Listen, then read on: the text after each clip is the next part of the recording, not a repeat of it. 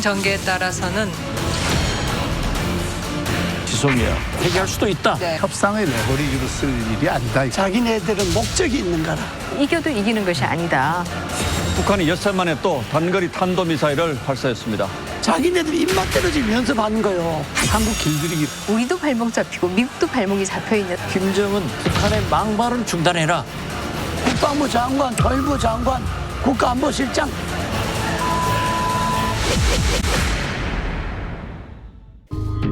맞대응할 수 있는 방안들을 가지고 있습니다. 일본의 부당한 경제보복 조치에 대해 상응하는 조치를 단호하게 취해 나갈 것입니다. 홍남기 경제부총리는 국무회의 직후 가진 브리핑에서 일본을 화이트 국가에서 제외한다고 밝혔습니다. 우리도 일본을 백색 국가에서 제외하여 수출 관리를 강화하는 절차를 밟아 나가겠습니다. 그래서 준비한 이슈는 위기의 한국 외교 안보 탈출구는입니다. 오늘은 박지원 민주평화당 의원, 이재호 자유한국당 상임고문, 박형준 동아대 교수, 김민정 경희대 교수 모시고 얘기 나눠보겠습니다. 어서 오세요. 안녕하세요. 일본이 기어이 우리나라를 화이트 국가에서 제외했습니다. 맞대응할 수 있는 방안들을 가지고 있습니다. 회개할 수도 있다. 네. 강하게 대처를 해줘야 돼요. 이거는 굉장히 위험한 거죠. 경제는 축구가 아니다. 이겨도 이기는 것이 아니다. 문재인 대통령이 반성을 해야 돼. 북한이 오늘 새벽 또 단거리 발사체 2발을 쐈습니다. 남한을 공격해서 정치적으로 활용하고 있다. 북한 문제만 나오면 그냥 설설설설설. 지난 2년간 북한이 실질적으로 변한 건 아무것도 없습니다. 김정은 위원장, 나도 참을 때까지 참았어. 어?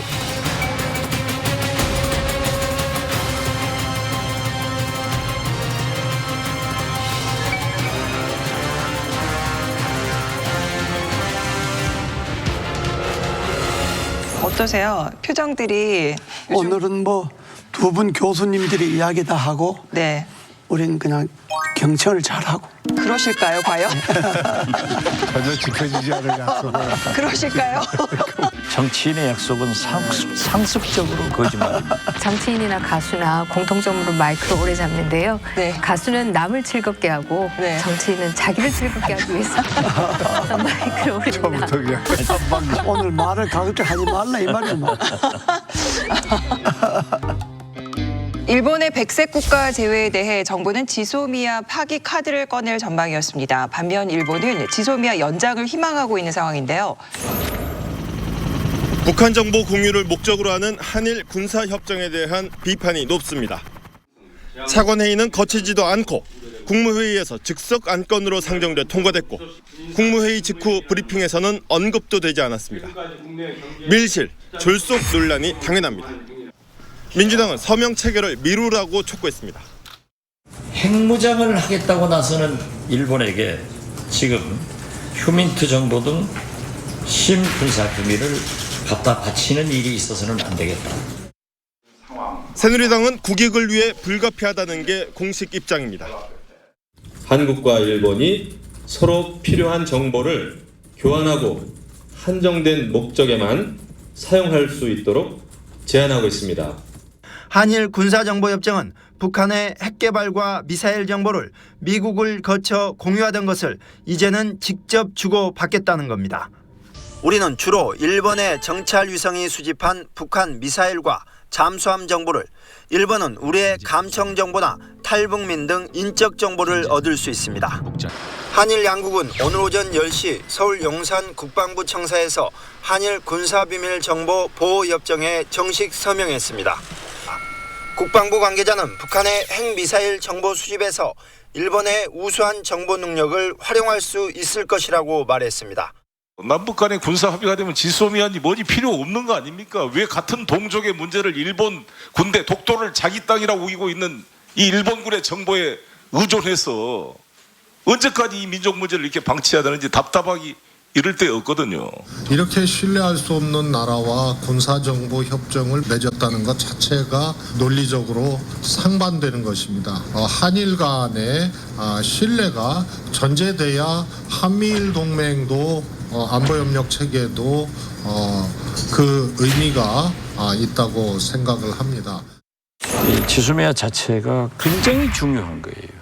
이 지소미아 문제에 대해서는 한일 양국도 문제지만은 미국이 가장 염려하는 거예요. 한미일 공조가 되지 않으면은 문제가 있단 말이에요. 네. 그리고 저도 지소미아 처음에 할 때 제가 원내대표에서 야당 때 굉장히 반대했어요. 김관진 당시 국방장관이 저한테 많은 설득을 했지만은 안 된다라고 했지만은 지금은 저는 이해찬 대표도 굉장히 일본을 공격적으로 나가다가 이제 참여연 선거가 끝나니까 이제 해결의 방법으로 간다. 예, 지소미아는 동북아 지역에서 여러 가지 군사 정보 교류를 하는 기구로 이제 그동안 작동을 해왔는데 동북아의 평화를 위해서는 저는 필요하다고 봅니다. 필요하다고 보는데 좀 더 좀 신중하게 판단해야 될 문제라고 생각을 하고 있습니다. 그런 의미에서 지소미아를 파기해서는 안 된다 하는 건 저는 아주 잘한 말씀이다 이렇게 생각하는데요. 일본 정부가 기어코 화이트리스트 배제 조치를 강행을 했습니다.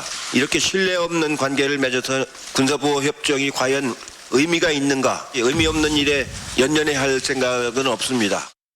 정부는 우리에 대한 신뢰 결여와 안보상의 문제를 제기하는 나라와 과연 민감한 군사정보 공유를 계속 유지하는 것이 맞는 것인지 포함하여 앞으로 종합적인 대응 조치를 취해 나갈 것입니다.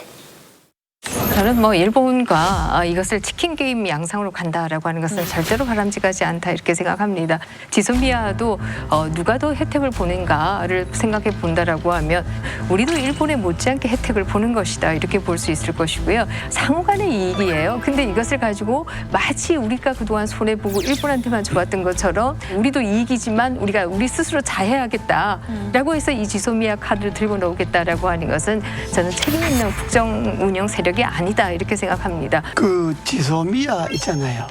냉정하게 그려보면 지소미아가 있어갖고 우리가 일본에게 뭐 불편한 게 있으며 또 지소미아가 없다 그래서 일본이 뭐 우리에 대해서 뭐 불편한 게 있냐 이거죠.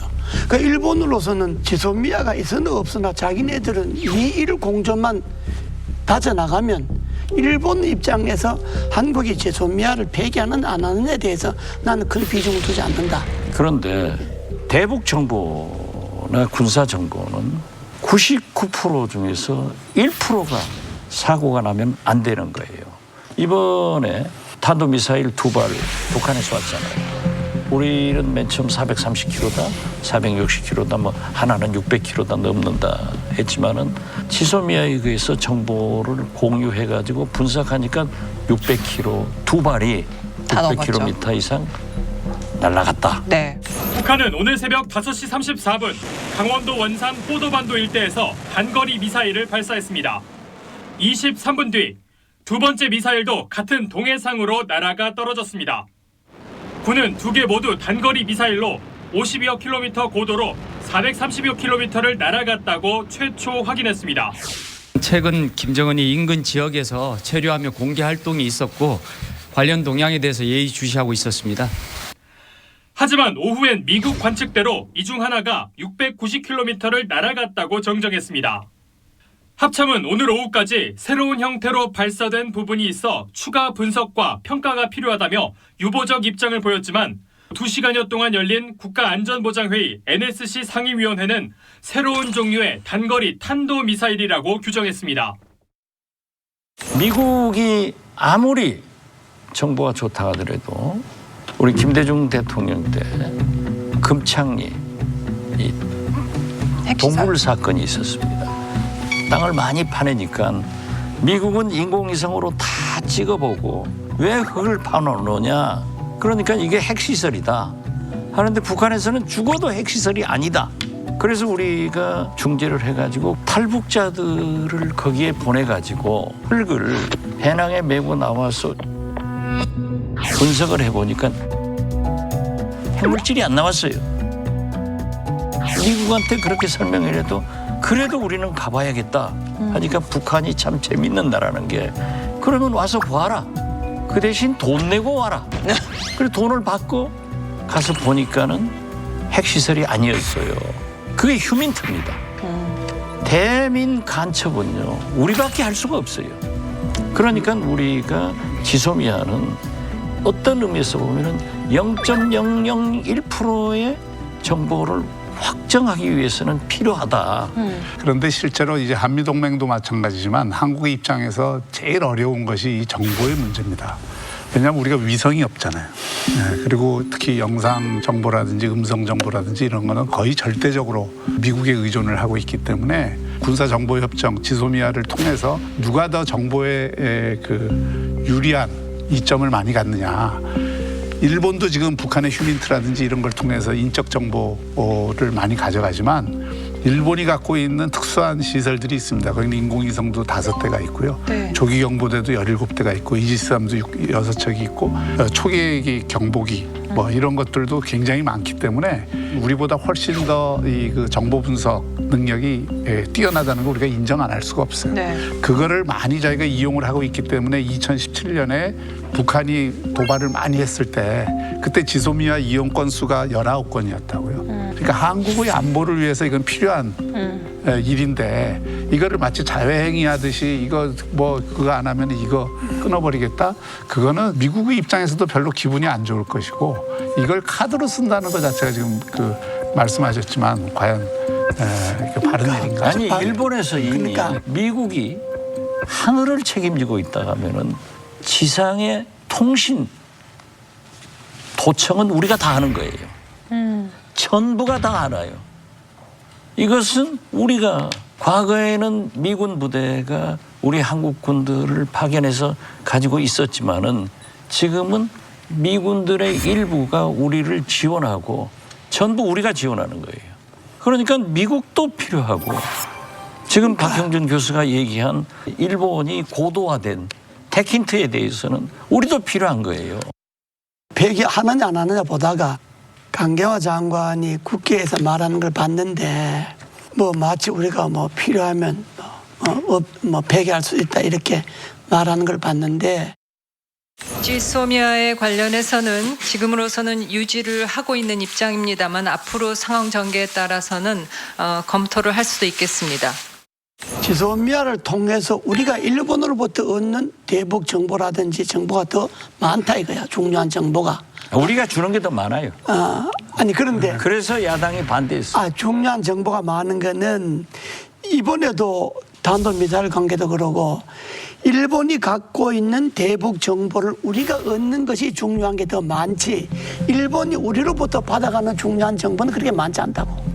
그러니까 지소미아를 통해서 우리가 더 많은 정보를 얻어올 수가 있는데 그걸 폐기한다고 그걸 카드로 내거는 것이 그게 뭐 유리한 카드겠냐 그야.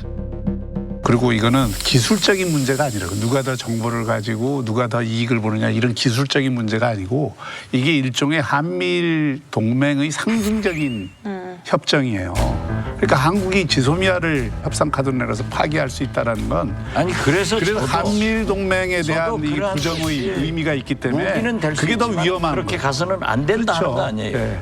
지금 그 지소미아의 의미를 한미일 대북 공조 이 차원에서 정보를 주고받고 한다는데 의미가 있다고 봐야지. 그렇기 때문에 그게 중요하다 이렇게 보는 거지. 단순히 그걸 갖고 한국과 일본이 카드로 주고받고 할 건 아니다 이 말이에요. 그러니까 협상을 레버리지로 쓸 게 있고 안 쓸 게 있는데 지소미아는 협상의 레버리지로 쓸 일이 아니다 이거죠. 저는 그러한 카드를 시사했기 때문에 미국이 폼페이오 국무장관이 저렇게 더 적극적으로 빨리 나섰다. 이렇게 생각을 하고요. 네. 트럼프 대통령도 이건 한일 간의 문제니까 우리는 개입하지 않겠다라고 했지만은 스티넬 차관보는 한국에 먼저 와서 우리는 적극적으로 개입하겠다 하고 일본으로 가잖아요. 그래서 저는 한미일의 상호 이익을 위해서 나는 미국이 개입한다 이렇게 본 거예요. 네, 저는 일정 정도 찬성하고요, 동의하고요, 또 일정 정도 반대하는데요. 사실 미국 국무부도 우리는 이번에는 개입하지 않는다라는 얘기를 계속 해왔습니다. 그러나 그 입장을 바꾸는데 우리가 지소미아 카드를 썼기 때문에 그렇다라고 하는 것은 저는 상당히 일리가 있다 이렇게 생각하고요. 근데 근데 그것이 과연 우리의 한미 동맹 관계를 앞으로 더 발전시키는데 도움을 주는가라고 한다면 저는 그렇지 않다고 생각합니다. 지금은 그 어느 때보다도 한미 정부가 너무나 다른 방향으로 가고 있다. 서로 정확한 정보를 주고받지 않는다. 이런 걱정들이 그 어느 때보다도 많은 때인데 이때 이 카드를 써서 미국으로 하여금 움직이게 하겠다라고 하는 게 얼마나 미국이 우리와 설린 관계를 유지해 가는 데 도움이 되는가라고 한다면 저는 별로 도움이 안 될 것이다. 이렇게 생각합니다. 그런 면에서 본다라고 하면 그야말로 지혜로운 카드는 아니다. 볼턴 보좌관이 방한했을 때 지소미아 유지를 위해 미국이 중재자로 나서지 않을까 하는 전망도 있었는데 결국 지소미아 관련 구체적인 입장은 나오지 않았습니다. 대신 방위비 6조를 요구했다는 보도가 있었는데요. 이 문제는 어떻게 봐야 할까요?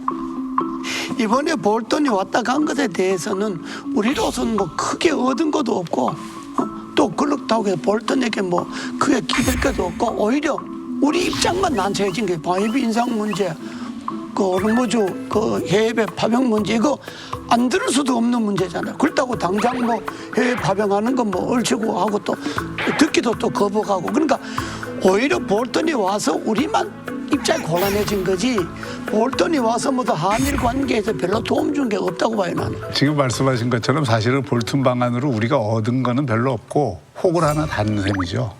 사실 뭐 방위비 6조 요구했다는 것은 이제 일부 보도에 나온 거기 때문에 아직 사실 확인은 정확히 된 건 아니에요. 근데 이 6조라는 말이 왜 나왔느냐면 55억 달러를 계산한 거거든요. 그 55억 달러. 50억 달러가 아니고. 그렇죠. 트럼프 대통령이 예, 늘 이게 연설에서 우리가 공짜로 다 안보해주고 있고. We're not the suckers of the world. We're no longer the suckers, folks. You have to pay minimum numbers. Actually, the numbers should be much higher. 우리 50억 달러 들고 있는데 5억 달러만 내는 데가 있다. 그러니까 우리 5억 달러 내는 거하고 50억 달러 합치면 55억 달러잖아. 그러니까 6조라는 얘기가 거기서 나온 것 같은데 그건 저는 미국의 협상용이라고 봅니다. 왜냐하면 지금 방위비 협정 자체에서 미국이 주둔하고 있는 비용 일체를 우리가 대야 된다. 이거는 그 협정 위반이거든요. 그러니까 그런 방식으로는 접근하지 않을 텐데 다만 금년에는 대폭 인상하겠다고 하는 예고탄을 이번에 발사하고 간 것이죠. 트럼프 성격상 엄청나게 불렀을 거예요. 50억 달러면 엄청나게 부른 거지. 엄청나게 불러놓고.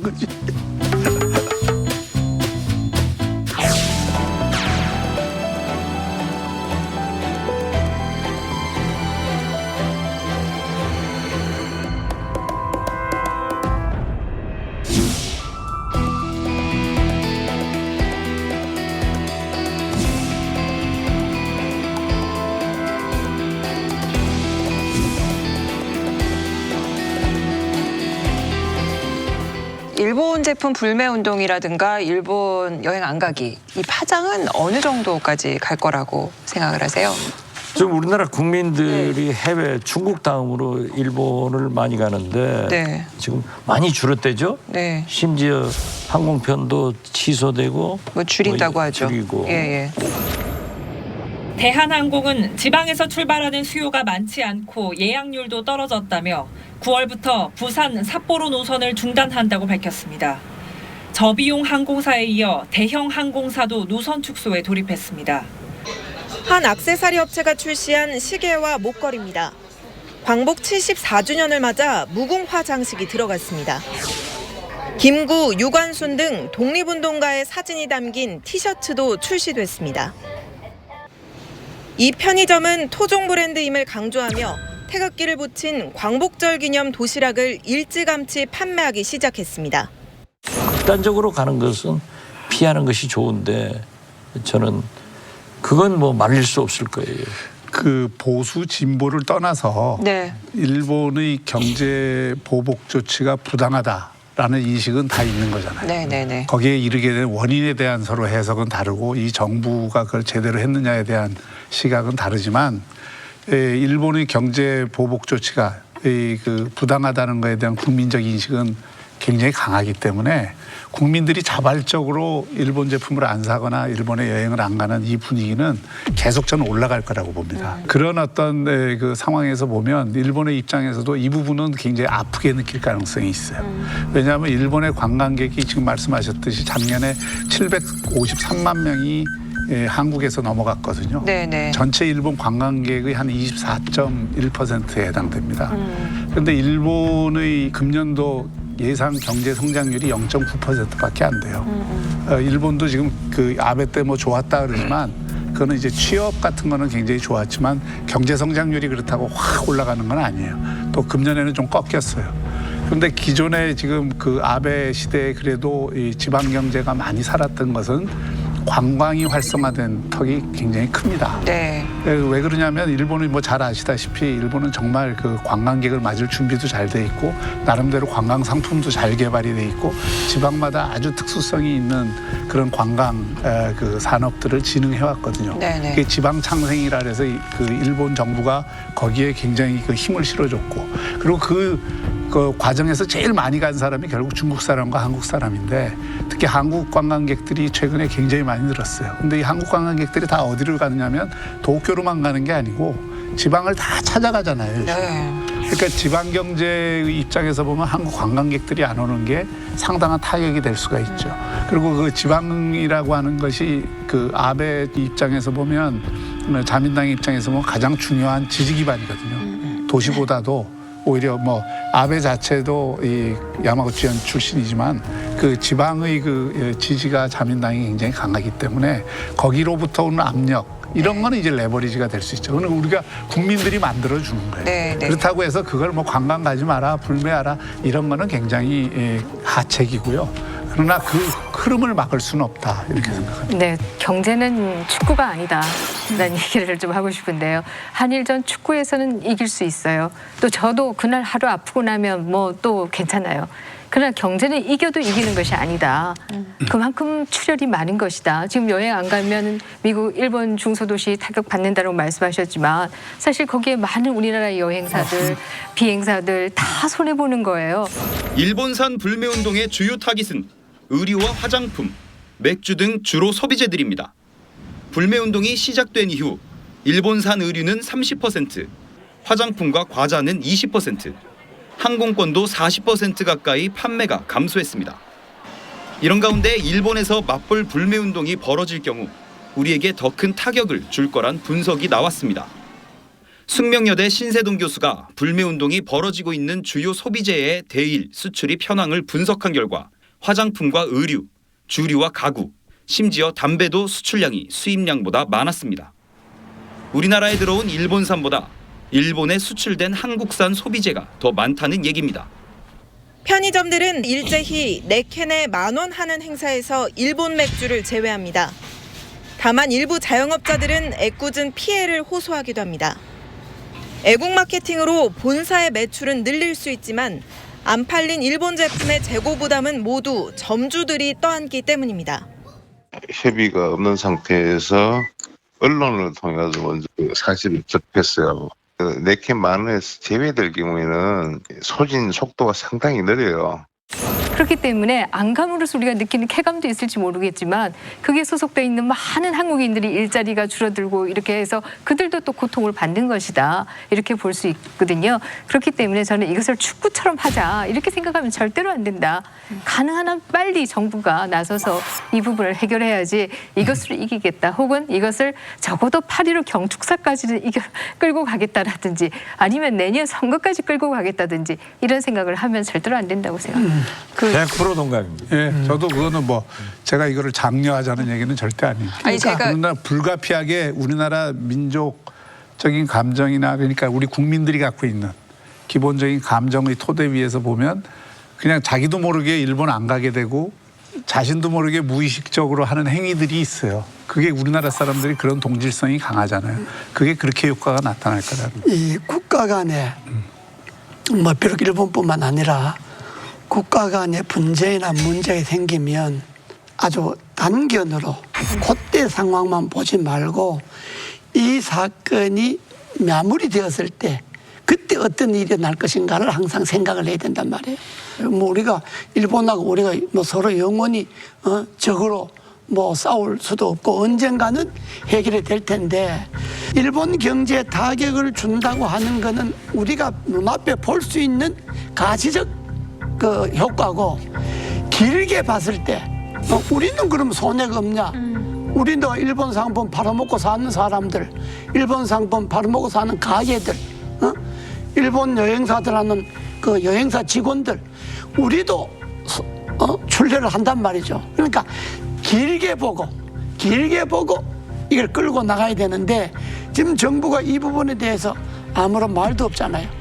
그러니까 그렇다고 해서 시민들이 자발적으로 일어나는 거고 못하게 할 수도 없는 거고 그건 또 일정하게 일어나는 게 또 당연한 거고 그러니까 일본이 손해보냐 안 보냐 뭐 이런 차원을 떠나서 언젠가는 이 국면이 해결될 때 그 해결되고 난 다음에 어느 쪽이 더 손해가 크냐 이걸 지금 생각해야 된다 이 말. 뭐 저도 두 딸을 기르면서 그 얘기해요. 기분은 좋을 때도 있고 나쁠 때도 있는데 계속 연장하려고 하지 마라. 뭐든지 오래 가면 안 좋아요. 그리고 이러한 경제 보복도 불매운동도 오래 가면 다 손해요. 그러니까 외교적 노력으로 이제 끝날 때가 됐다. 그래서 협력해야 된다. 저는 뭐 그 말씀에 전적으로 동의하는데 오늘 형님 하신 말씀 중에 제일 맞는 말씀. 그러니까 이게 나는 지금까지 맞는 말만 했어. 지금 저는 의원님 말씀대로 좀 제발 이 정부가 해줬으면 좋겠어요.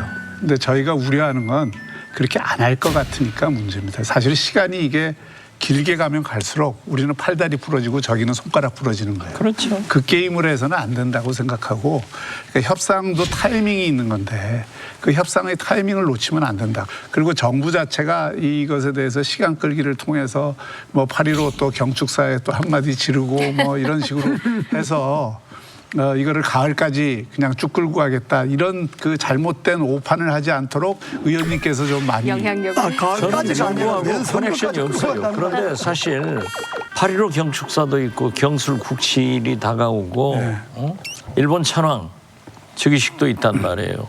그러니까 지금 빨리 하지 않으면은 자 보세요. 저는 천황이라고 부릅니다. 왜 김대중 대통령께서 일본 방문하시면서 일본 사람도 나를 대통령이라고 부르는데 중국 사람이 장쩌민 주석을 주석이라고 부르니까 우리도 주석이라고 부르는데 일본 국민이 부르는 대로 천황이라고 부르자. 그 김대중 대통령이 그렇게 함으로써 일본 국민한테 감동을 줬어요. 그런데 사실 일왕이건 천황이건 즉위식에 문재인 대통령이 이런 상태가 계속돼서 참석 안 하는 그런 불행한 사태가 어떻게 비치겠어요. 그래서 저는 빨리 이 8.15 전에 좋은 경축사가 나올 수 있도록 정부도 우리 정치권도 우리 국민들도 협력하고 일본도 그렇게 해야 된다 하는 걸 말씀드립니다. 조국 전 수석이 퇴임 후에도 SNS를 통해 대일 메시지를 올리고 있습니다. 계속해서 대일 여론전에 앞장서는 조 전 수석의 행보. 자, 우리 강적들 어떻게 보시나요? 그 부산의 이 야구장에 가면 부산의 야구가 야도라 그러잖아요. 야구가 거의 종교다 시대한 도시인데 그래서 굉장히 열광적이죠. 근데 이제 야구팀들이 야구 제대로 못하면 또는 파인 플레이 안 하고 막 이렇게 하면 이 응원석에서 나오는 소리가 있습니다. 이렇게 좀 이렇게. 맞죠? 네, 좀 그만해라 이거거든요. 근데 이게 조국 수석 지금 하는 행위들을 보면 굉장히 단순 논리를 들고 나와갖고 이분법적으로 국민들을 편가르고 있는 거거든요. 지금 대법원 판결만 하더라도 동의할 수 있는 사람이 있고 동의할 수 없는 사람이 있잖아요. 그 동의할 수 없는 사람도 나름대로 법적 논리를 갖고 동의하지 않는 거예요. 그럼 존중을 해야죠. 서로 다름을 인정하고. 그리고 그게 오히려 정부가 협상하는 데는 일정하게 레버리지로 쓸 수도 있는 거예요. 정부를 운영하는 입장에 있었던 사람이 그런 단순 논리를 갖고 그 조국 수석의 논리는 딱 하나거든요. 식민지 불법지배 인정해 안 해. 불법지배 인정 안 하는 사람은 다 그 애국을 안 하는 거고 이적 행위를 하는 거고. 친일이다. 그리고 식민지 불법 지배를 인정하면 당연히 개인 청구권 다 살아 있으니까 대법원 판결을 전부 존중해야 되고 그걸 존중하지 않는 사람은 다 헌법 위반을 하는 거다.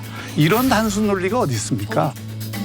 그 쟁점들에 대한 토론은 네. 전문가들이 하면 돼요. 네. 그리고 일본의 어떤 최고재판소 결과에 대해서 반대하는 진보적 지식인들도 있고 일본의 최근 조치들에 대해서 온당치 않다고 얘기하는 언론과 지식인들이 있잖아요. 네. 그런 사회가 다원주의 사회고 민주주의 사회인 것이지 네. 어디 지금 이런 대명천지의 다원적 민주주의 사회에서 이분법을 들고 편을 가르고 그리고 정부에 있는 집권 세력의 사람들이 일본의 총뿌리를 겨누는 게 아니고 한국 국민들을 향해서 총뿌리를 겨누면서 이적이니 매국이니 이런 얘기를 할 수 있느냐고요.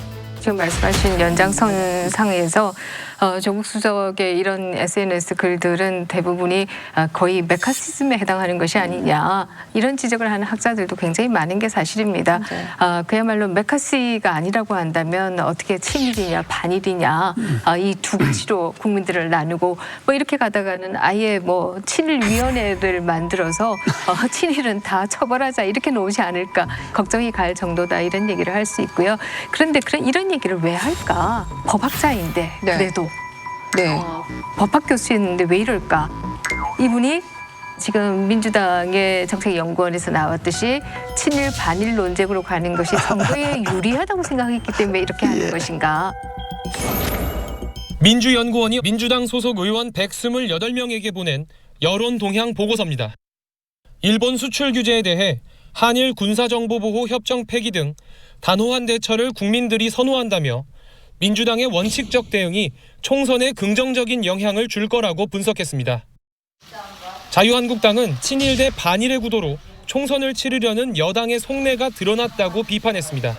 정권과 여당은 자신들의 총선을 위해서 안보를 팔아버렸습니다. 그래서 대통령, 청와대, 더불어민주당 모두가 합작해서 반일을 조장하고 이순신이니 죽창이니 의병이니 했던 것입니까? 일본의 경제보복으로 인한 국민의 악재가 총선의 호재로 작용할 수 있다는 발상은 입에 담아서도 글로 써서도 안 됩니다. 이 사태를 내년 4.15 총선까지 끌고 가려는 속셈을 내비친 것입니까? 집권욕에 눈먼 민주당입니다. 국민의 삶을 놓고 도박하지 마십시오. 그럼에도 우리 당에게 악착같이 친일 프레임을 씌우고 반일 감정을 선동해온 이 정권의 의도가 이번에 백일하에 드러났습니다. 제가 하나 그동안의 선거를 많이 봐왔던 입장에서 말씀을 드린다라고 하면 내년 4월까지는 거의 8개월이 남았는데요. 네. 이 드라이브를 8개월 동안 가져가겠다라고 하는 것은 불가능하다라는 얘기를 드리고 싶고요. 더불어서 한 가지 더 얘기한다면 제럴드 다이아몬드 교수가 얘기한 것이 왜 사회가 붕괴하는가. 그 얘기 중에 하나가 이런 조건이 있습니다. 지배자들이 국가 전체, 사회 전체의 이익이 아니라 지배자들의 이익만 추구하게 되면 결국 사회가 붕괴한다. 이런 얘기가 있는데요. 지금 이 친일 반일 논쟁을 벌이는 것은 집권 세력에게는 유리할지 몰라도 국가 전체에게는 도움이 안 된다라고 하는 것을 보면 결국 이 제럴드 교수가 얘기하는 사회 붕괴로 가자는 것이냐라고 하는 걱정조차도 하게 되죠. 우리 시골에 가면 네. 우리 고향에 가면 이런 말 있어요. 해똑똑이라면 해똑똑이. 또 헛똑똑인데 해똑똑이를 해똑똑이. 아, 해똑똑이. 정말 해똑똑이다. 이렇게 어른들이 이제 그런 말을 많이 하거든요. 청와대에 있을 때는 SNS에서 그렇게 쓰면 안 되는 게 청와대 수석은 공무원이잖아요. 대통령을 보좌하는 사람이잖아요. 그럼 어떻게든지 이 한일 간 이 위기, 이 난국을 정부가 좀 일본과 잘 우리나라 사법부는 그렇게 판결을 했지만은 그 사법부는 사법부 의견들 존중하고 국가 간에 어떻게 신뢰를 회복하면서 어떻게 일본과 협상을 하거나 대화를 할 수 있는 카드가 뭔가 이걸 연구해야 되는 자리가 그 자리라. 그리고 지금 이제 또 나와서 SNS 하잖아요. 그건 뭐 지금 아무것도 아니니까 뭐 자연인이니까 괜찮다 이러지만은 형님 말대로 말하면 법무부 장관 된다면요 곧.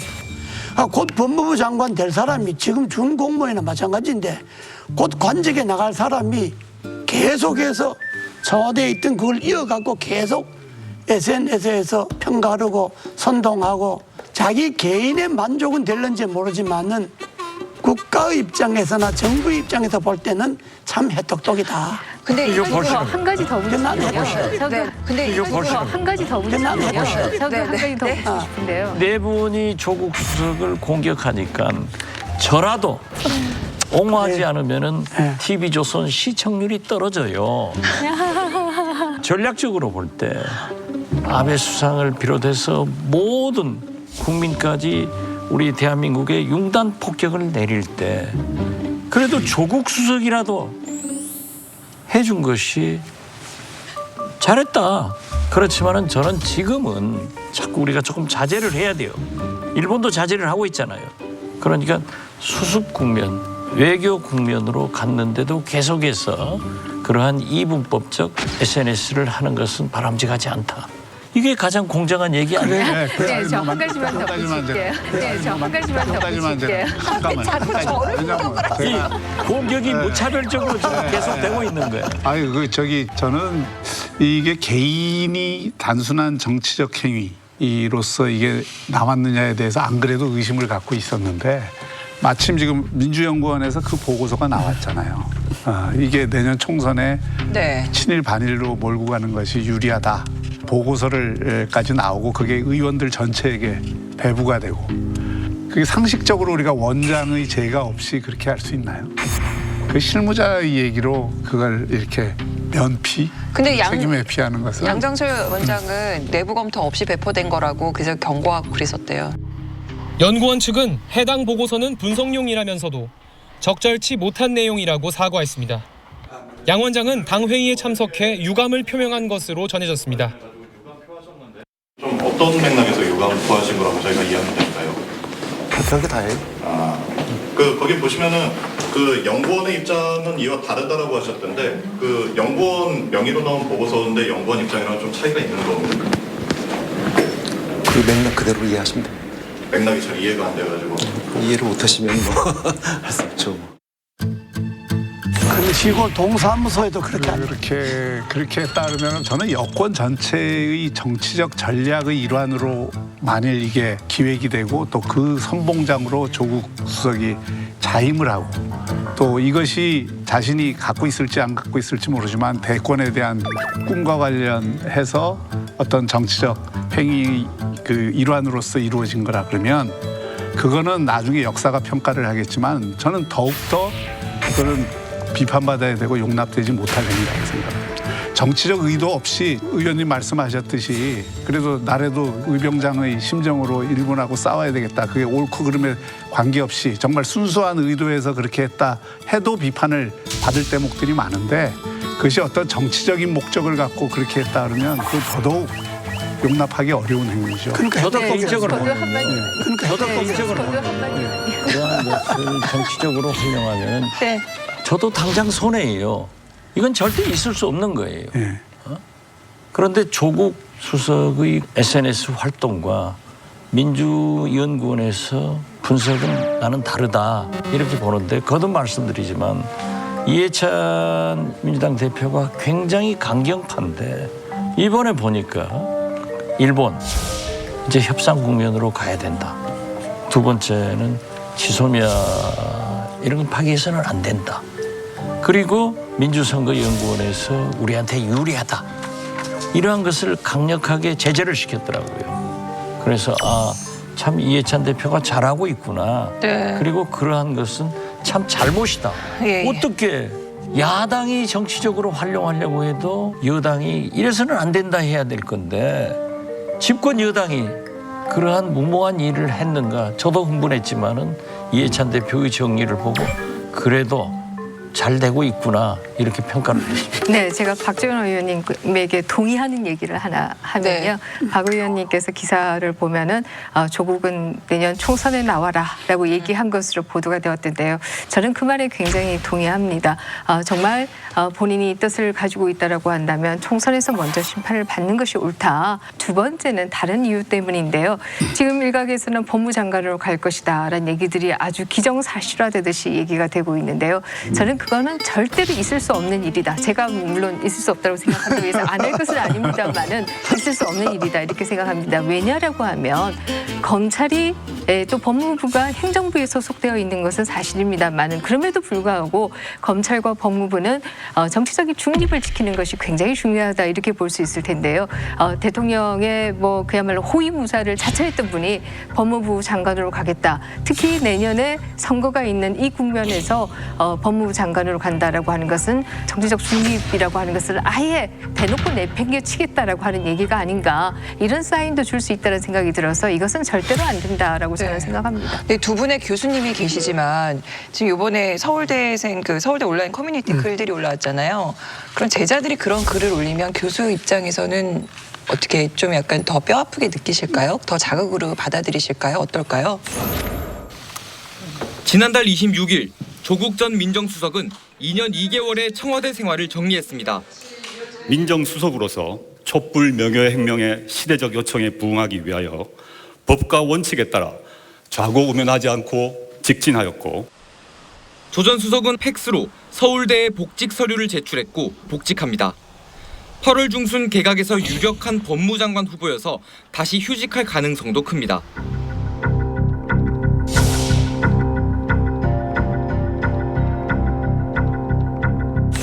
교수직을 유지하면서 법무장관을 할 수 있나요? 할 수 있습니다. 할 수 있죠. 휴직. 네, 휴직. 그러니까 해서. 국회의원으로 가면 못 하고 네. 그 장관이나 공직에 가는 거는 할 수가 있어요. 네. 사실 지금 복직계를 내면요. 이제 과목이 나와요. 과목이 나오면 학생들이 수강 신청을 해요. 과목이요? 네, 아, 네. 과목이요. 네네. 근데 이 과목이 나서 수강 신청을 여름 방학 동안에 하거든요. 네. 그리고 나서 가을에 만약에 또 휴직을 한다. 예. 그럼 그 강의가 갑자기 없어지는 거예요. 네. 그럼 수강 신청했던 학생들은 어떻게 되는 것이냐. 굉장히 불편한 일이죠. 저는 조국 수석과 마찬가지로 폴리페서거든요. 네. 그래서 저도 뭐 입이 10개라도 할 말이 없는데 저도 학교를 많이 따라 있다가 다시 돌아간 입장에서 네네. 그 학생들한테 피해가 가죠. 네. 네, 가고 그 기간 동안에 또 새로운 교수를 충원을 못해서 저는 그래서 이제 대학 소속을 바꿨습니다마는 네. 그런데 본인이 이제 그런 주장을 안 했으면 모르는데 네. 본인이 이제 비판을 굉장히 많이 해놓은 네. 자기 말이 있거든요. 네네. 지난 2004년 4월 당시 조국 서울대 교수는 교내 대학신문에 교수와 정치 지켜야 할 금도라는 칼럼을 썼습니다. 이 글을 통해 정치권에 투신하는 교수 중 이해가 가지 않는 사례가 많은데 전문 분야 연구는 방치한 채 정치권과의 관계를 구축하는 데 힘쓰다가 출마하는 경우가 한 예라고 했습니다. 폴리페서도 지켜야 할 금도가 있다고도 했습니다. 2008년 4월 조 교수는 다른 교수 80명과 함께 당시 이장무 총장에게 폴리페서 윤리 규정을 마련해달라고 건의했습니다. 낙천낙선되는 교수가 제약 없이 대학에 바로 복귀해서는 안 된다는 요구였습니다.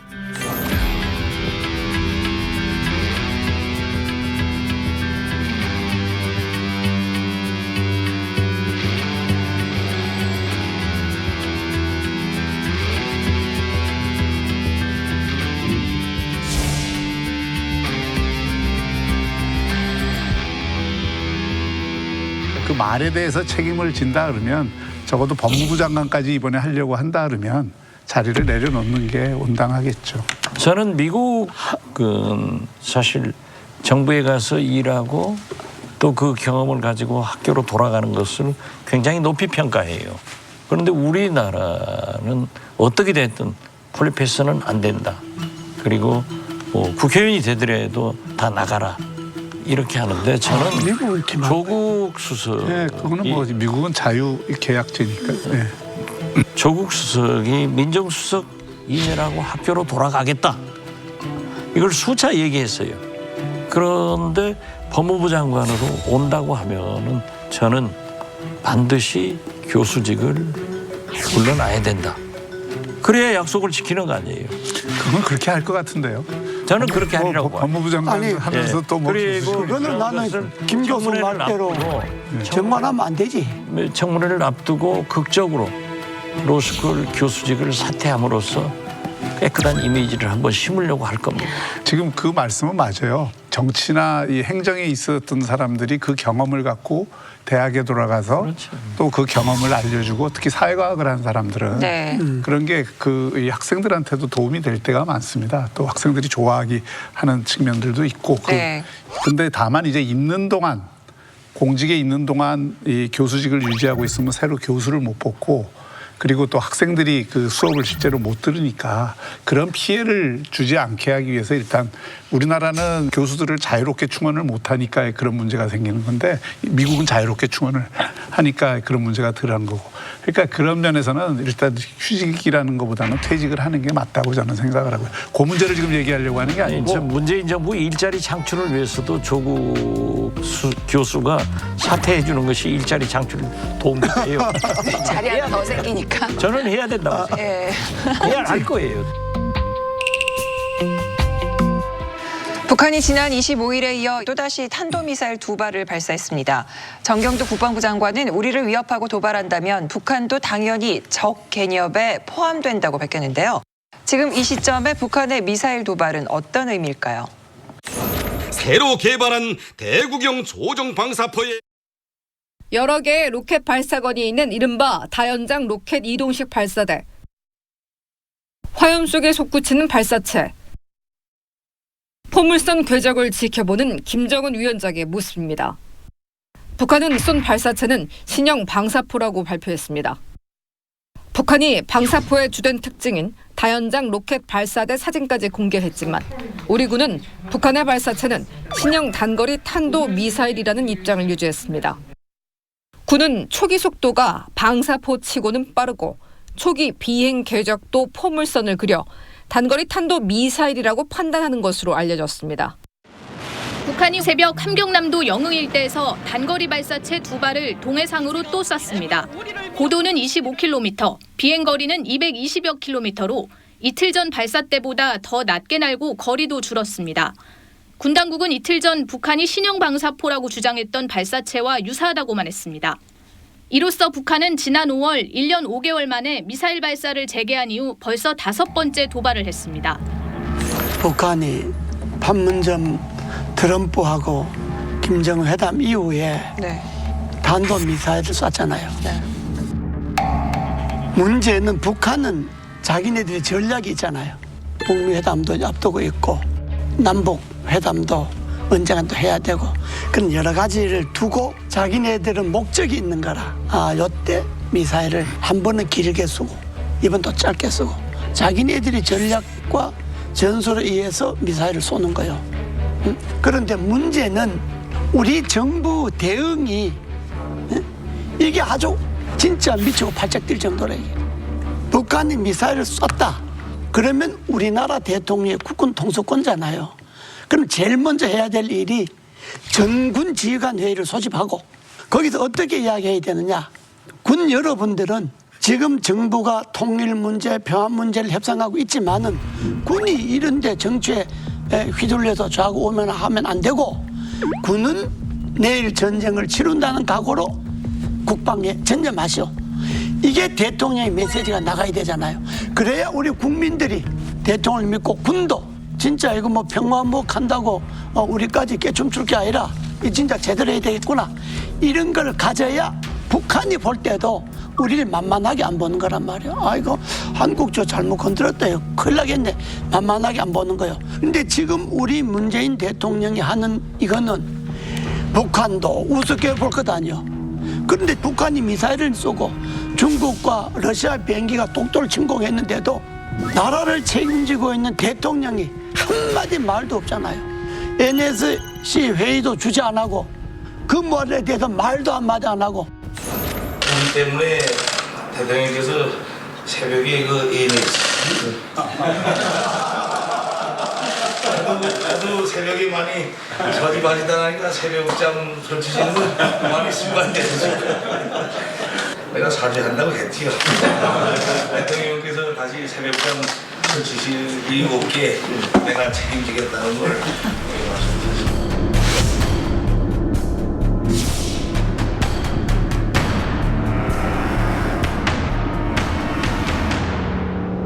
김정은 위원장이 대구경 장거리 방사포와 전술 유도무기가 동원된 화력 타격 훈련을 지도했습니다.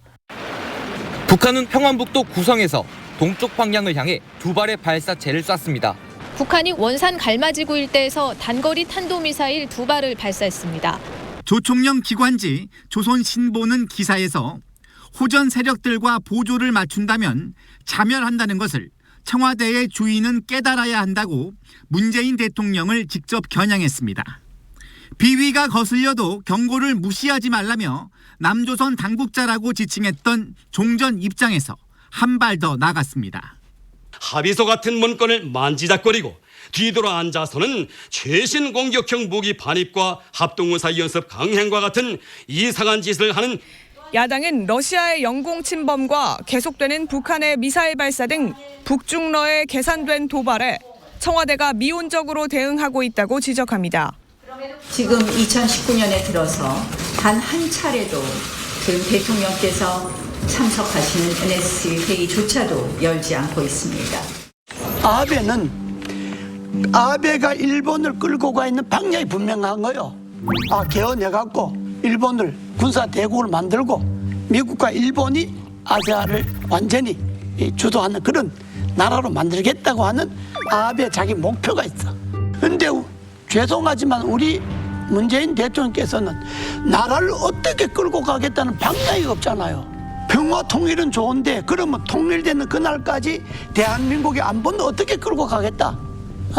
보국 강변 어떻게 하겠다? 뭐 나라를 어떻게 끌고 가겠다는 방향이 없단 말이에요. 방향이. 진짜 일본이 무자비하게 보복하고 그러면 대통령이 저렇게 나가면 지지도가 80, 90 올라가야지. 근데 지금 40에도 왔다 갔다 하잖아요. 이거는 뭘 말하냐? 문재인 대통령이 반성을 해야 돼. 그냥 북한 눈치만 너무 보는 것 아니냐? 이거 한번 좀 반성도 해봐야지. 요즘 이제 동네북이라는 얘기 많이 나오는데 미국은 빚 달라고 손 내밀고 일본은 강하게 뒤통수 한번 치고 러시아나 중국은 뒤에서 모르게 또 꿀밤 때리고 거기다 그 북한이 옆차기를 세게 들어온 거거든요.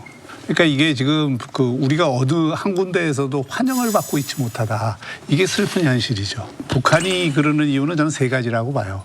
이 기회를 통해서 한미 동맹의 금을 확실하게 그어놓겠다 하는 생각이에요. 왜냐하면 이게 고약한 것이 특히 탄도미사일은 이게 우주를 갖다 내려오기 때문에 이게 유엔결의안 위반으로 딱 돼 있는 거거든요. 그래서 지난번에도 탄도미사일이 아니라고 자꾸 미상의 발사체 이렇게 마사지를 하다가 결국은 안 돼갖고 탄도미사일 이미 드러났잖아요. 그런데 미국이 더 고약한 거예요. 이게 탄도미사일이면 탄도미사일이라 그러고 유엔결의안 위반이기 때문에 이 문제에 대해서 정식으로 법적으로 해야 될 건 해야 되는 거죠. 그런데 그걸 안 하잖아요. 왜 안 하느냐? 김정은과 트럼프가 만나서 혹시라도 중장거리 미사일이 아니면 괜찮아. 단거리 미사일 정도는 우리가 용인해 줄게. 혹시라도 그렇게 서로 양해가 됐다 그러면 또 그런 방식으로 지금 미국이 대응을 하고 있잖아요. 그러니까 의심을 살 만하죠. 트럼프 대통령은 선거 유세에 앞서 기자들과 만나 북한의 미사일 발사를 걱정하지 않는다고 말했습니다. I have no problems, but these are short-range missiles. They're very standard. 북한의 최근 발사가 미국엔 위협이 아니라는 점을 되풀이했습니다. 백악관 볼턴 안보보좌관도 북한 발사가 트럼프 대통령과 약속을 위반한 것은 아니라는 입장을 거듭 밝혔습니다. 볼턴 보좌관은 폭스 비즈니스 인터뷰에서 대륙간 탄도미사일 발사와 핵실험 중단은 김정은이 트럼프 대통령에게 한 약속이고 김정은과 협상 근거라고 설명했습니다. 다만 한국과 일본은 미사일 사거리 안에 있기 때문에 우려하고 있다고 덧붙였습니다. 근데 그 미사일은 누구를 향하느냐? 600km 내외면은 딱 대한민국과 일본이에요. 일본도 일부가 해당되는 거지만 대한민국을 직접 공격할 수 있는 미사일이기 때문에 우리로서는 굉장히 큰 안보위기 의식을 느껴야 되는 거예요. 근데 우리는 한마디 말을 못 하잖아요. 두 번째는 한국 길들이기라고요. 북한이 계속 미국 말 너무 듣지 말고 우리 원하는 대로 해줘. 했는데 한국도 미국 눈치 보느라고 이러지도 못하고 저러지도 못하고 계속 그러니까 문재인 대통령을 거의 무시하다 못해갖고 거의 막말에 가까운 이야기들을 하면서 막 공격을 하잖아요. 그래도 우리는 또 한마디 말도 못해요. 세 번째는 그거보다는 또 작은 얘기지만 사실 그 지금 한미 그 연합훈련이 예정돼 있잖아요. 동맹 19-2라고 하는 훈련을 어떤 식으로든 좀 저지해 보겠다. 더 나아가서는 지금 F-35 스텔스 기능을 갖는 이 전투기들을 어떤 식으로든 그 제어를 하겠다. 지난 3월 청주 공군기지에 들어온 2대 F-35A입니다. 현존하는 레이더로는 탐지할 수 없는 스텔스 기능을 갖고 있어 라이트닝, 즉 번개라는 별명을 갖고 있습니다. 들키지 않고 적진에 침투해 순식간에 목표물을 타격할 수 있다는 겁니다. 북한의 핵공격 징후가 포착되면 선제 타격이나 참수작전까지 가능합니다. 북한은 이번 미사일 발사가 첨단 공격형 무기 반입에 대한 대응이라는 걸 분명히 했습니다. 남조선 지역에 첨단 공격형 무기들을 반입하고 군사연습을 강행하려고 요를 올리고 있는 남조선 군부 호정 세력들에게 엄중한 경고를 이런 다목적을 갖고 지금 도발을 하는 거거든요. 그 도발에 대해서 처음에는 엉거주춤 대응을 하다가 이제야 NSC 열어갖고 강한 우려를 표방한다. 또 국방부 장관은 그렇게 하면 적이라고 할 수밖에 없다. 이 정도 대응밖에 못하는 게 우리의 슬픈 현실이라는 거예요. 정경도 국방장관은 취임 이후 처음 북한을 적으로 규정했지만 우리를 위협하고 도발한다면 북한 정권과 북한군은 당연히 적 개념에 포함되는 것입니다. 언제까지 북한과의 대치 상황에만 고착돼 있을 수는 없다며 곧바로 발언 수위를 낮췄습니다.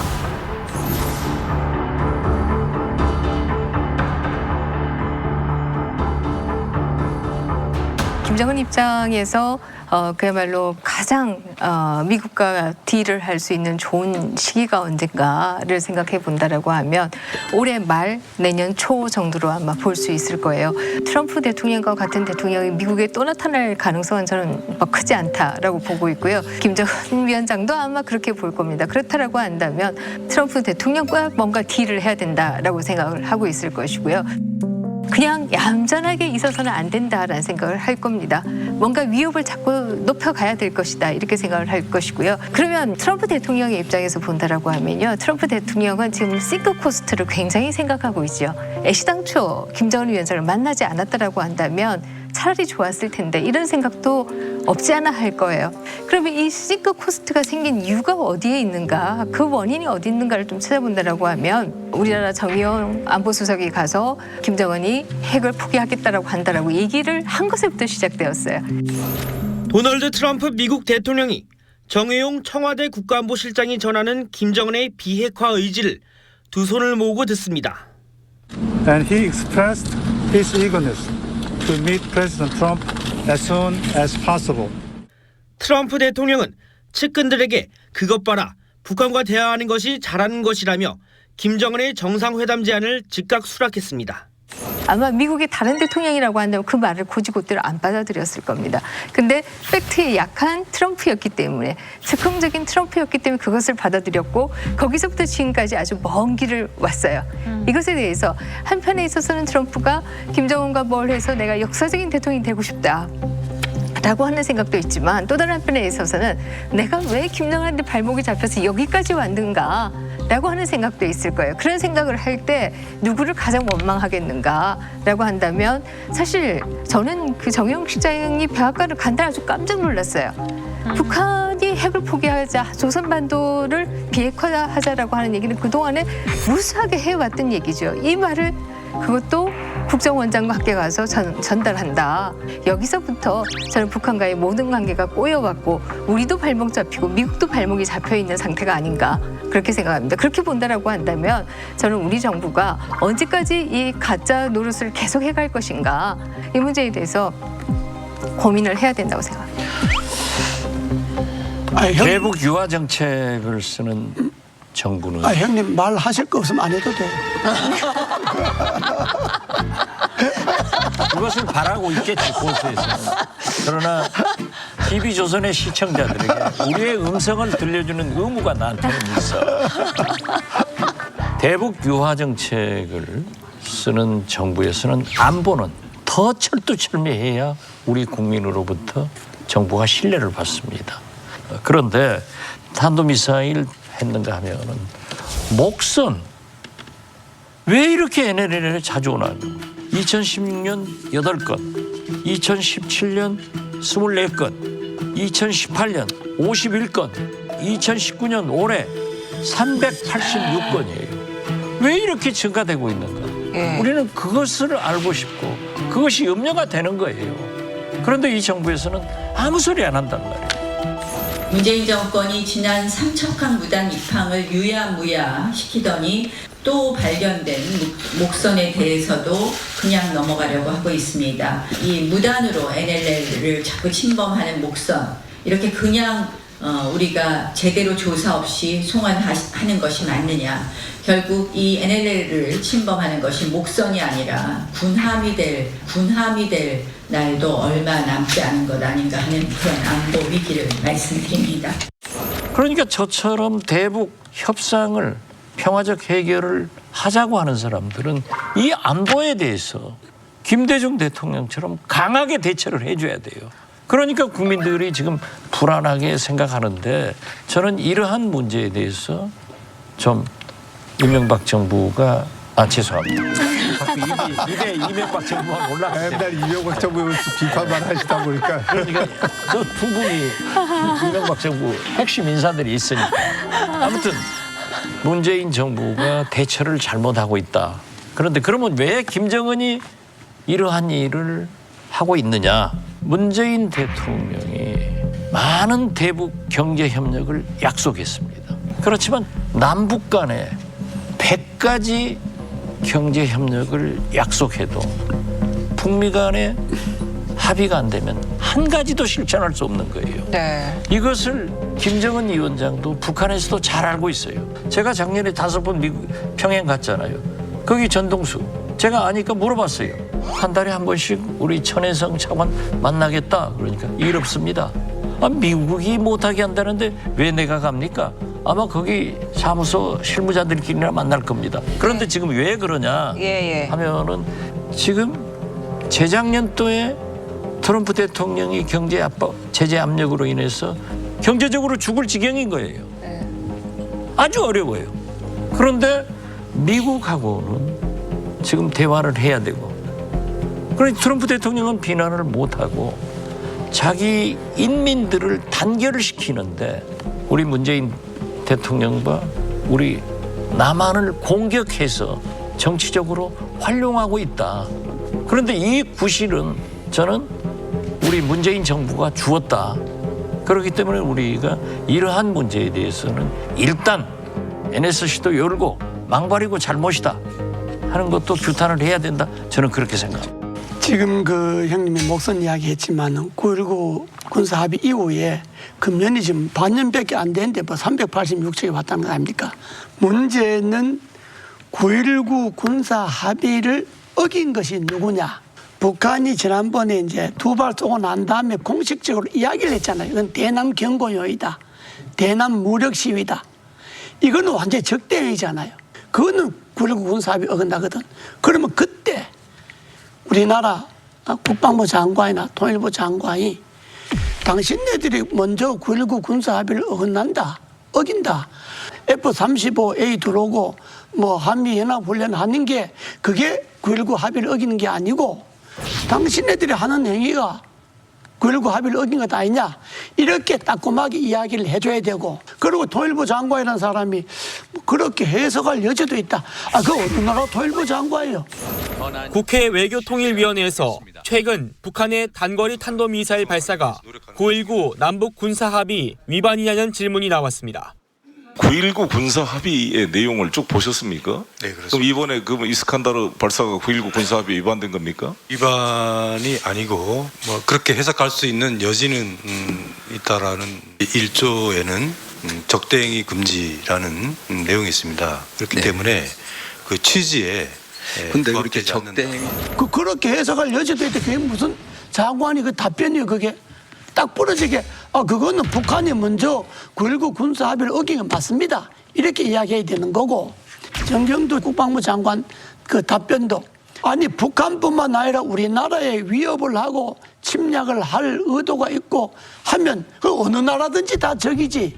그리고 그 이야기가 새삼스럽게 했다고 하는 거는 그동안에 정경두 국방부 장관 머리에는 북한의 군을 적으로 안 봤다는 이야기거든. 그러니까 지금 통일부 장관이나 국방부 장관이나 그 청와대 국가안보실장이나 이 사람들을 그대로 갖고 금년 연말까지 간다고 한다면 대북 관계에 있어서 주체적인 그야말로 대한민국이 자주 국방이라고 하는 주체적인 대안이 나올 수가 없게 돼 있단 말이에요. 그러니까 지금 이 정도 되면 문재인 대통령이 NSC 전체 회의 여는 건 물론 정군 지휘관 회의를 여는 건 물론 국방부 장관, 통일부 장관, 국가안보실장 딱 사표 받아야지.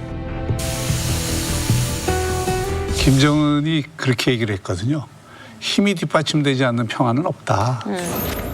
북한 김정은 위원장은 평화는 힘에 의해서만 지켜진다고도 했습니다. 강력한 힘에 의해서만 진정한 평화와 안전이 보장되고 담보된다는 전례를 명심하고 거꾸로 근데 우리 정부는 그동안 어떻게 했냐면 평화를 얻기 위해서는 평화적인 방법으로만 해야 된다. 대화를 해야 된다는 거지. 이야기를 한 거예요. 그래서 그거를 단호하게 대처를 해야 되고 안보에 대해서는 강하게 대처를 해야 오히려 유화 국면에서도 도움이 된다. 이런 논리를 피면 전쟁하자는 거냐.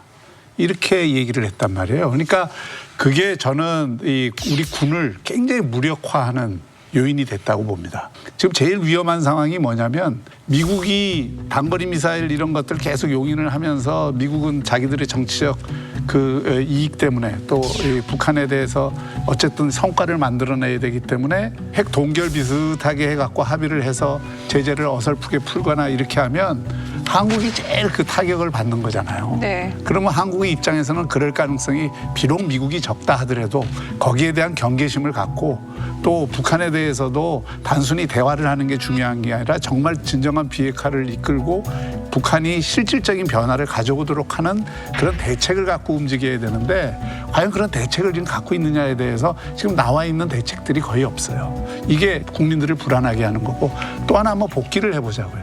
지난 2년간 북한이 실질적으로 변화한 건 아무것도 없습니다. 그리고 많은 사람들이 얘기하듯이 북한은 핵무기를 착착 늘려왔어요.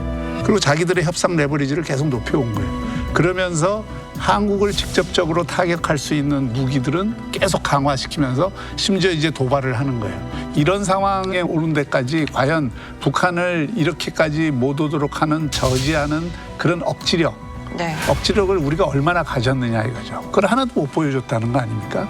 이게 지금 문제인 거죠. 네. 그래서 이거는 무슨 외교안보 책임자들을 바꾸고 안 바꾸고의 문제가 아니라 국정을 운영하는 주체들의 인식의 문제를 바꾸지 않는 이상 이 문제가 해결될 가능성이 없다. 탄도미사일 지금 그게 핵심 그 의제로 NSC 소집을 했는데 거기서 일성이 일본 수출 규제에 대해서 강력하게 대처하겠다. 이게 이렇게 돼서는 안 되거든요, 메시지가. 우리 어렸을 때 해방 직후에 우리 어렸을 때 어른들이 하는 말이 있어. 미국 사람 믿지 마라. 소련 사람 속지 말고 미국 사람 믿지 마라. 소련 사람 속지 말자. 이거 저도 기억나. 그 말이 있어. 예, 미국 사람 믿지 말고. 미국은 저도 기억나네요. 지금 들어보니까. 나 왜 같은 세대 같지? 이러면 안 되는데. 아니 그러니까 미국의 자기네들이 소위 동북아시아 이 극동에서의 미국의 방위 전략이 있을 거예요. 그리고 미국은 일본과 한국을 두고 어느 시점에서 어느 부분까지 한국과 일본이 자기네들에게 필요한가를 계산을 할 거예요. 그리고 지금 북한이 노리는 건 분명하잖아요. 북한이 계속 말하는 거는 탈미 입북. 미국에서도 벗어나서 우리하고 손잡자. 계속해서 이 사인 아니요, 북한은. 그런데 지금 우리는 탈미 입북하면 당장 망하는 것 아니요. 당장 나라가. 그러면 나라를 안 망하게 지키려면 뭔가 국민들 앞에 진짜 나라가 나라답다는 걸 보여줘야 되잖아요. 그러니까 이게 설사 북한과 평화를 유지하고 북한과 통일 문제를 논의하더라도 평화가 오는 그날까지, 통일이 되는 그날까지 대한민국이 대한민국의 주권국가로서 위상을 분명히 지켜야 이게 도움이 된다고. 남북협상에도 도움이 되고 북한과 협상에도 도움이 되는 거지. 지금 뭐 미국 믿지 마라, 네. 뭐 소련에 속지 마라라고 얘기하셨는데요. 사실 미국도 우리를 요즘 좀 안 믿는 것도 또 사실이다라고 하는 지적들이 미국 학자들이 많이 얘기를 하고 있습니다. 예를 든다라고 하면 김정은이 핵을 포기할 것이다라고 하는 얘기 우리가 전한 정보이지만 결과적으로 지금 와서 보면 과연 김정은이 핵을 포기하려고 하는가 아니다라고 하는 적이 훨씬 더 많죠. 그래서 우리 정부가 주는 정보를 믿을 수 없다라고 하는 얘기가 미국 쪽에서도 많이 나오고 있는 게 사실이죠. 자, 한편 한국당은 2주 연속 지지율 20%대를 기록하면서 민주당과의 지지율 격차를 줄이지 못하고 있는데요. 자, 지지율이 떨어지는 가장 큰 이유는 어디에 있다고 보시나요? 예. 저는 황교안 대표가 수차 얘기를 했지만 리더십이 없다. 그리고 국민이 바라는 정치를 못하고 구정치인보다도 더 구정치를 했다. 여기에 대한 실망이 있는 거고 또 광화문으로 대구로 부산으로 태극기 부대하고 같이 다니면서 장애투쟁이나 하고 또 황교안 대표를 보면은요 참 이상하게 내가 무엇을 하겠다 어떤 대안을 제시를 하지 않더라고요. 이번에 또 나는 친박 신세진 적이 없다. 이렇게 하니까 리더십이 더 문제가 된 거예요. 아무 소리 않고 있으면은 친박이라도 지원해 줄 건데 이제 친박도 비박도 놓치는 그런 문제가 있어서 자업자득한 거다. 그렇게 봅니다. 첫 번째는 오픈빨이 이제 떨어졌다 라고 얘기할 수 있고요. 일단 오픈하면 다들 좀 흥미를 가지고 보잖아요. 근데 두 번째로 보니까 음식도 맛이 없더라. 예를 들어서 황교안 대표가 뭐 개인적인 말실수도 굉장히 많이 했죠. 부산 기업인들을 만난 자유한국당 황교안 대표가 외국인에게도 최저임금을 적용하는 제도에 반대했습니다. 황 대표는 외국인은 그동안 우리나라에 기여해온 것이 없다며 산술적으로 똑같이 임금 수준을 유지해야 하는 건 공정하지 않다고 말했습니다. 오히려 더 혜택을 주는 이런 것들은 적절치 않은 측면이 있는 거 아니냐. 대학 특강에 나선 자유한국당 황교안 대표가 취업 얘기를 하다 한 청년의 일화를 꺼냅니다. 요즘 말하는 스펙이 하나도 없어요. 학점도 그냥 엉터리 3점도 안 되고 토플 공부를 좀 해가지고 그때말로 말하면 800점 정도 이렇게 되고 그러는데 이런 스펙으로도 대기업에 합격했다며 이 청년이 바로 자신의 아들이라고 했습니다. 서류 심사에서 통과한 5군데에서는 다 최종 합격이 됐어요. 그 청년이 우리 아들입니다. 세 번째는 비전 이런 거 전혀 보여준 바 없고요. 현 정부가 우리가 모두 알다시피 뭔가 잘못된 부분들이 굉장히 많이 있어요. 근데 그것에 대해서 투쟁만 했다라고 얘기하시지만 효과적으로 정말 투쟁을 했는가라고 한다면 그것도 아니에요. 네 번째는 저는 처음 등장부터 저는 염치가 없는 것이다라고 생각을 했습니다. 왜 어찌됐든 간에 박근혜 정부의 탄핵과 그 모든 책임을 함께했던 분이다. 그야말로 대통령 대행까지 했던 분이 박근혜 정부가 성공하지 못한 상황에서 또다시 내가 뭔가를 하겠다고 나선다라고 하는 것은 얼마나 염치가 없는 일인가. 본인이 나섬으로써 박근혜 정부의 그 모든 책임을 또다시 자유한국당으로 가지고 오는 것인데 왜 나서느냐라는 생각을 했어요. 내가 이야기하면 좋은 소리를 안 해서 맨날 욕먹고 그러는데 그래도 할 수 없이 할 말은 해야지. 난 두 가지라고 봐요.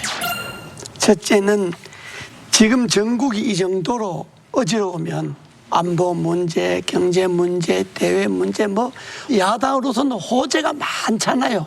그러면 국민들이 볼 때 한국당 잘한다. 진짜 야당이 믿을 만하다. 저렇게 해야 된다. 이렇게 하려면 지도부가 당을 장악하고 어느 한 방향으로 나가겠다는 방향성이 분명해야 돼. 정부와 싸워도 이 길로 나간다. 분명하게 있어야 되는데 당을 이끌어 나가는 지도력이 처음 없고 그 지도력이 없다는 게 어디서 드러났냐. 장외투쟁을 하잖아요. 그 장외투쟁을 야당이 왜 하느냐. 원내대표단이나 여야 협상안을 갖고 한쪽 협상을 벌리고 이 협상안을 유리하게 관철시키기 위해서 장외투쟁을 벌려주는 거예요.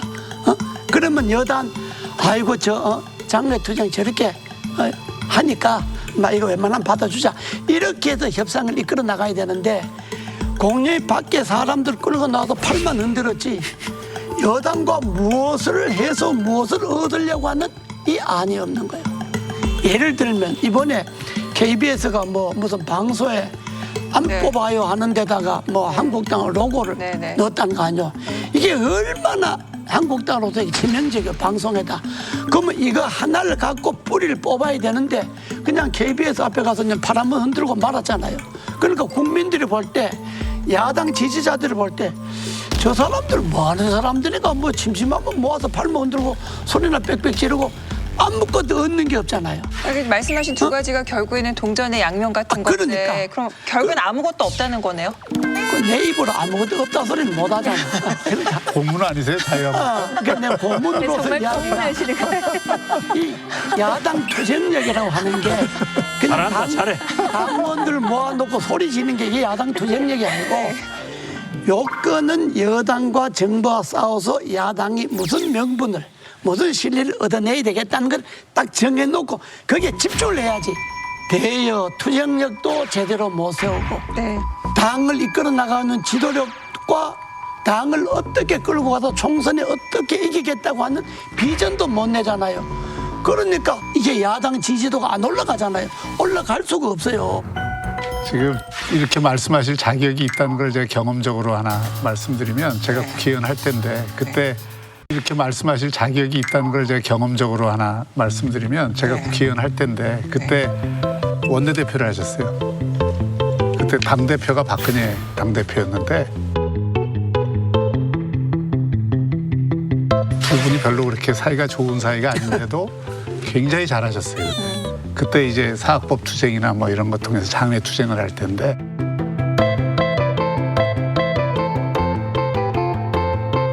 굉장히 당내 결집력도 끌어내고 당 대표도 잘 모시고 그렇게 해서 투쟁을 해서 결국은 그 김한길 대표였죠. 김한길 대표하고 뭐 이렇게 등산 가는 이벤트도 해갖고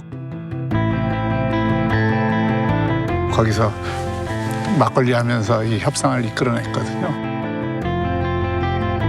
그러면서 야당의 존재감을 드러낸 그런 경험을 제가 본 적이 있어요. 그러니까 이런 거를 이제 말씀하시고 싶은 것 같아요. 근데 제가 보기에는 지금 그 자유한국당의 지지율은 뭐 급격히 떨어졌다기보다는 정체라고 표현하는 게 정확한 거죠. 그러니까 보수층은 지금 갈 데가 없으니까 어차피 자유한국당을 어느 정도 집토끼들은 지지를 해주고 있는 거예요. 근데 지금 시중의 여론을 들어보면 여론조사와 관계없이 지금 자유한국당에 대한 보수층의 비판도 굉장히 높아져 있는 상태예요. 이걸 자각을 해야 된다고 생각하거든요. 그러니까 이걸 극복하기 위해서는 정말 이 자유한국당이 그 변화의 모습을 어떻게 보여줘야 되는가에 대한 아주 심각한 토론과 그걸 통한 의견을 결집하고 그것이 대표의 메시지로 나와야 된다고 생각합니다.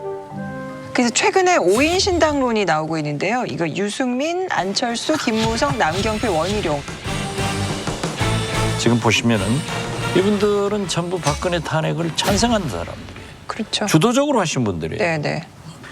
이분들이 이래서는 안 된다라고 해서 꿈틀거릴 수도 있다고 생각해요. 한국당 내에서 문제가 발생되지 않는다고 하면은 이런 식으로 가면은 이분들은 그러한 보수 신당을 만들 수 있다. 저는 그렇게 봅니다. 어떤 야당이든 간에 야당이 다음 선거에서 성공하는 야당이라고 하는 것은 두 가지 조건이 있다고 생각합니다. 첫 번째는 어쨌든 이슈 파이팅을 잘 해야 돼요. 이슈 파이팅 안 하고 연합놀이 뭐 어떤 그림 그리는 것만 해가지고는 절대 성공할 수 없다라는 생각이 들고요. 두 번째는 자기 개혁을 해야 됩니다.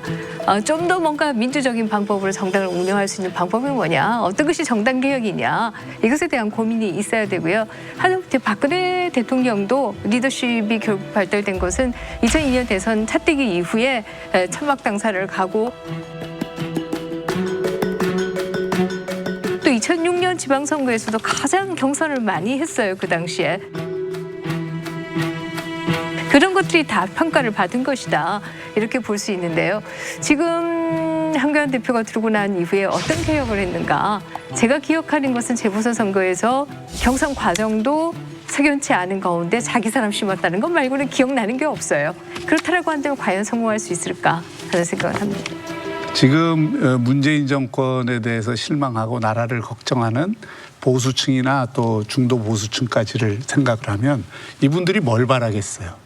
대여를 새롭게 정비를 해서 내년 총선에서는 이 문재인 정부를 강력히 견제할 수 있는 총선에 이길 수 있는 그런 정치 세력이 되라는 요구가 제일 큰 거거든요. 네. 그러니까 모든 목표는 거기에 맞춰줘야 돼요. 그러니까 황교안 대표도 그런 거를 이끌어내서 총선 승리를 이끈다면 미래가 확 열리는 것이고 그런 걸 진짜 이끌어내주는 리더십을 발휘하지 못해서 지리멸렬하게 총선에 야권이 전부 분열돼서 총선을 해서 어부지리로 문재인 정권이 실정에도 불구하고 또 한 번 승리를 하게 하면 그다음에 황교안 대표의 미래도 없는 거예요.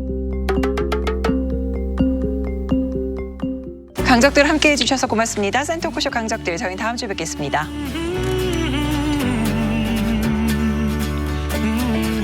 또 국정이 또 여러 가지 어려우기 때문에 여름 휴가를 반납한 것은 참 잘하신 일인데 이 위기를 해결할 수 있는 해법을 연구할 때지 무슨 뭐 휴가 반납이다 뭐다 그렇게 떠벌릴 때가 아니라고요. 노 당리 당략. 당리 당략을 먼저 생각하지 말고 국가 이익을 먼저 생각하시라.